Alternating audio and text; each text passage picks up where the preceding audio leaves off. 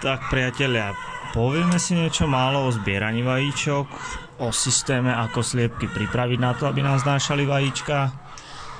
Za týmito dverami máme mladý krdel sliepok, ktorý má 22 týždňov a začínajú znášať. Teraz uvidíte, ako ich naučiť znášať tam, kde chceme my, nie tam, kde chcú oni.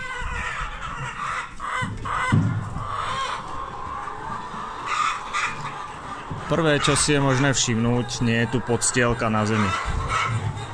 To je vcelku rozhodujúce, nakoľko sliepka pre znášanie hľadá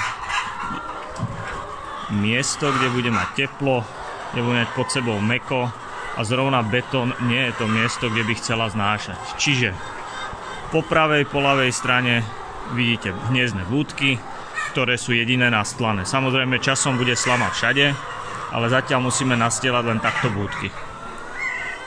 Ideme na zber úrody.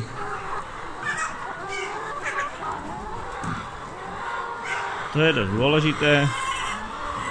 Takto majú krmnú linku po celej hale. Tam je napájacia linka, všetko sa to na noc vypína, takže teraz keď znášajú a po všetko sme pustili, tak tu je formol, aspoň neotravujú tie znášajúce a venujú sa piťu a žradňu. Pozrite na ten pretlak pri búdkach. Sliepka má rada intimčo. Neznáša rada na úplne plnom slnku. Samozrejme niektoré búdky sú vždy viac preferované. Väčšinou sú to tie v rohu. Ale oni sa časom pochopia a podvolia, že proste 3-4 to tam neznesú. Takže sa potom rozšíria a budú znášať do všetkých. Sem tam nejakú preložíme, jej sa tam zapáči, zahniezdi a už je veľká šanca, že na budúce bude znášať tam. Zaujímavé je, že do tých rožných sa vždy tlačia, ale málo nesú. Pozrite, tu nám teraz vzniká vajíčko.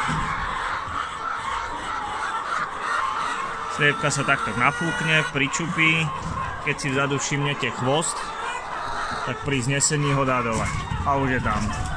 Hneď si ho pozrieme. Ešte je mokré, čerstvo znesené. Tak. Ideme pozrieť dozadu, kde som ešte až toľko z búdky nezbieral. Máme skoré ráno, tak sú tu fofry. Máme tu vpredu dostatok búdok, ale bude treba ešte pridať. Bude treba ešte pridať, lebo je to tu náročné. Ešte sa stane, že znesú aj na zem, ale to sa tým, že bude slama len v búdkach odstráni. Pozrite, táto si teraz tu opravuje vajíčko. Aby sa jej dobre sedelo. A my jej pomôžeme a vezmeme jeho. Pozrieme aj pod túto, vidíte, že to je že sliepky často bojujú o svoje vajíčka. Toto som pozbieral pred chvíľkou, takže to bude prázdne. Niekto chodí takto na huby z rána. My chodíme takto na vajíčka. A verte, že tiež nás každé jedno poteší takisto ako hubára, keď nájde huby. Je to taká radosť. A hlavne, keď to všetko funguje ako má. Verte, keby sme to tu naslali, tak do búdky znáša minimum. Našli by si roh, kde by sa nahrňala slama. Vidíte, že toto je vyspádované. Jedna strana, druhá strana. Tuto by bola nahrnutá v strede slama a v týchto járkoch by rozhodne niesli. Tu by sedeli stovky sliepok, ktoré by znášali a nevedeli by sme s tým hnúť. Že by sme ich dali do búdky, to by bolo úplne jedno. Aj tak by sa sem vrátili a išli znášať sem. Samozrejme, vzadu je tiež roh, takže ten majú tiež radi. A tuto by mali byť ešte nejaké vajíčka. Zbierame stále, aby ich nepraskali, aby sa ich nenaučili žrať. Ono celé to funguje tak, že následne tá slama sa dá pomaly preč. Tu máme takýto šuplík, ktorý sa dá zdvihnúť. A tie košíky v tých búdkach sú vyspádované. A ona ako náhle ho tam znesie, vajíčko sa odkotúva do tohto šuplíku. Potom už my len otvárame šuplíky a tam pozbierame. Často otázka, že koľko hniezd na sliepky, alebo koľko sliepok na hniezdo. Pozrite, aká je zlá. Ukáž sa, devčico. Ešte tam máte. Že koľko teda sliepok na jedno hniezdo. Ideál je tak 8 kusov. sliepok, aj tak s tým musíte stále čarovať, lebo oni si aj časom budú meniť pôsobisko a budú sa tak Vidíte, že zadok haly je prázdny, všetko je vpredu, ale ono sa to postupom času rozšíri. Sú tu nejakých 5 dní, takže stále si len zvykajú. Prvé dni boli katastrofálne, teraz už sa to všetko zlepšuje. Pozrite, trošku má podobe, to nevadí, to je taká raná masáž. Tento není nastlaný, je tam málo slamy, takže je prázdny. Tu sú zase dve herečky. Ukážte sa, babi. No, tu nám vajko praskli, ale to nevadí, lebo zo spodu tej budky je diera a pekne to preteče dole, takže nešpiní to ďalšie vajcia. Ako funguje krmenie, tak tu máme krmnú linku. Tuto máme motorovú ochranu, ktorú zatiaľ vypíname. Tuto je taký hladinový spínač. Toto posledné krmitko, keď sa naplní, tak to pritlačí hladinový spínač, ktorý odstaví krmitko. Tuto je takto. Tam je dole taká membrána. Ja to teraz pustím. Vnútri je vlastne špirála, ona to žene. A jak sa to naplní, tak sa vypne.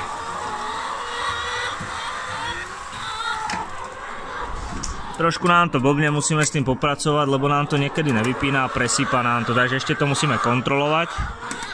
Ale dostaneme sa k tomu, že to bude fungovať 100%. Toto už máme vo všetkých halách, je to na nezaplatenie. Doteraz ešte minulý rok tá hala má nejakých 50-60 metrov. Nosili sme 25-kilové mechy po celej hale a rozsypali po krmitkách, do ktorých špinili, na ktorých spávali a nebolo to úplne ideálne. Pozrite, sliepka si pekne chystá hniezdo. Už to prestala. Si pekne nachystá hniezdo. Ukradne niečo susedke, aby sa jej lepšie sedelo. Susedka už ju moc nezaujíma. Takže takto máme tu jarabačky, máme tu modré, máme tu hnedé. Ono to býva tak, že človek si niečo naplánuje. Povedal som si, že budú v tomto termíne len hnedé. Ale samozrejme, hnedé sa minuli a vy ste nás ukecávali, že proste vy chcete za každú cenu hnedé, takže väčšinou povolíme a potom to tu máme farebne takto všeliak. Ešte sa sem musia dosťahovať čierne a ešte aj nejaké modré tam sú, aj Sussexy sem pribudnú, takže budeme mať úplnú zmesku. Mne sa páči, keď to je v jednej farbe, ale tak, čo by sme pre vás nespravili. Keď to musí byť u vás hnedá doma, tak musí byť hnedá doma. Tuto to zase pozrieme, už vidím tu ďalšie vajíčko. Tak, aby neporozbíjali, hlavne tieto krajiny. Poďte, tu sú 3. A zaujímavé, že tu sú 3, 5, neviem koľko sliepok a žiadne vajce. Inde je pekne jedna, tá si to odpracuje a hotovo. Tu máme ďalšie vajto. Teraz im zase dáme na pol hodinky pokoj. Pôjdeme robiť niečo iné. Potom prídeme a zase tu nazbierame možno 100 vajec. Roznášajú sa, majú 22 týždňov, sú tu pár dní, ale aktuálne je tu už viac ako 30% znáška. Každým dňom sa to, včera bolo cez 400 vajec, dneska typujem, že už dáme nejakých 500-600 vajec. Ďal sú to ešte SK, ale nedá sa nič robiť, musíme počkať. Pár dní potrvá, než sa dostaneme na MK-LK. To s tým nič nespraví, ani nie pár dní, pár týždňov. 2-3 týždňa budeme na MK. Táto sa nedostala do búdky, tak nám to prdla na zem, ale nakoľko stále zbierame, tak je vajíčko úplne čisté, krásne. Je to radosť, keď sú takéto. Budeme dodať napríklad ešte, tuto nemôžeme spraviť strechu, lebo tento roh bol ich obľúbený, tuto znášali vo veľkom. Do tohto rohu sa tlačili, my sme ich nosili do budok, pokiaľ sme túto spravili a dali ju sem. Ale keby som sem dal strechu, tak nám začnú znášať na strechu. Toto hore sa im nepáči, že nemajú pevnú plochu, takže idú do búdok. Vidíte, že tu je zase formol.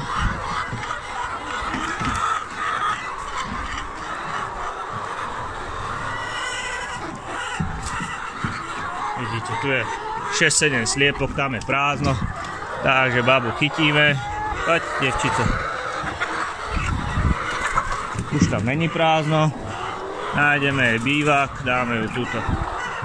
Ona tam zaparkuje, nejaké vyhodíme, oni si začnú hľadať nové pôsobisko. Šups. Poďme ženy, poďme. No. Trošku toto prerýpeme, nech nám to tu nepopraskajú, ale nie je tam žiadne vajce. Nie, len si robia srandu. Pokiaľ nemajú búdky, je zaujímavé, že celé tieto pretlaky tu v rohoch vznikajú tým, že tá v rohu znáša a ďalších 10 sa na ňu nalepí, a kebyže si to išlo vyskúšať, že či to je to správne miesto, ale neznášajú.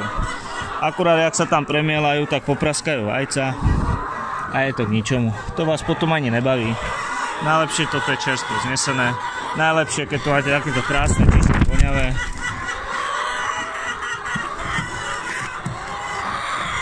A ono úplne ideálne, už keď sú tu tí šuplíky, ja vám ho ukážem. Poďme babi dole. No, tuto tento asi nie. Aktuálne to asi nebude jednoduché, lebo je tu plno. Nechcem ich zhadzovať odtiaľ. Tuto znáša ďalšia vajíčko. Táto takto sa napúkne. Takto sa napúkne. Zatlačí, vedľa tiež, obidve sa dali. Tá bola prvá a už je tam. Predbehla ju. Ježiš, no počkajte, ja vám teraz otočím kameru a pozrite, čo sa vám bežne stane pri zbieraní vajec. Kde? Baba. No. Takže asi takto. Tu dáme dole, lebo v celku škrábe. Už aj táto si odpracovala. Také esko. Táto tlačí. Je normálne inak u tých sliepok, že takto na začiatku zvyknú znášať vajíčka buď to v šupke, alebo môžu znášať aj XL-kové. Strašne veľké vajíčko, no než sa na začiatku všetko správne naštartuje, tak to chvíľu trvá a sa to tak nejak usádza, jak nové auto musíte zabehnúť, tak aj tá sliepka sa musí zabehnúť a potom už to nesie všetko správne. Aj tí v šupke väčšinou do 3 týždňov sa stratia, majú normálnu škrupinu. Z tých dvojžltkových sa väčšinou stanú klasické a je to všetko v pohode. Mali sme raz takú zaujímavú reklamáciu, pán nám volal, bol od Piešťan, že aké znášajú vajíčka mladé sliepky. Tam hovoríme, no väčšinou SK sú to. No vidíte, a vy ste ma oklamali, vy ste mi predali staré sliepky, lebo už hneď na začiatku nás znášajú veľké vajcia. Že ide za veterinárom, že sa nám ozve a bude nám to reklamovať. Tak veterinár mu asi povedal, že není úplne v poriadku, že sú to mladé sliepky. A už sa pán neozval. Škoda, že si aspoň nepriznal chybu a že nás krivo obvinil. Ale tak na to si zvyknete pri práci s ľuďmi. Ako spoznáte mladú sliepku? Proste krásne uhladené perie. Táto je výstavná. Pozrite na ňu.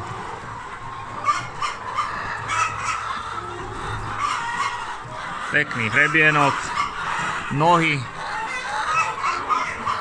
nejak obrázok, takto má vyzerať sliepka. Takto si kvoká, keď čaká kohúta.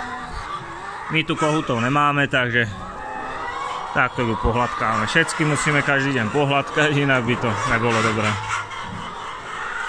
Toto je ešte taká zaujímavá žíhana, vždy sa nejaký exot objaví, pozrite na ňu. Devčico, ukáž sa nám. Už sa sem trepe, lebo je tam vajíčko, takže to je najlepšia blúdka. My ho zoberieme. Tak, to už máme M-kové vajíčko, to už je kvázi predajné. Tie SK není o ne veľký záujem. Ak by ste mali niekto záujem, SK predávame po 6 centov. Tak, týmto to asi ukončím a ideme niečo robiť. Idem to tu trochu pozametať, lebo z hniezdu slamu vyhádzali a netreba veľa, aby sa im to začalo páčiť a začali mi znášať na zem. Takže pekný deň prajem, čaute, dovidenia.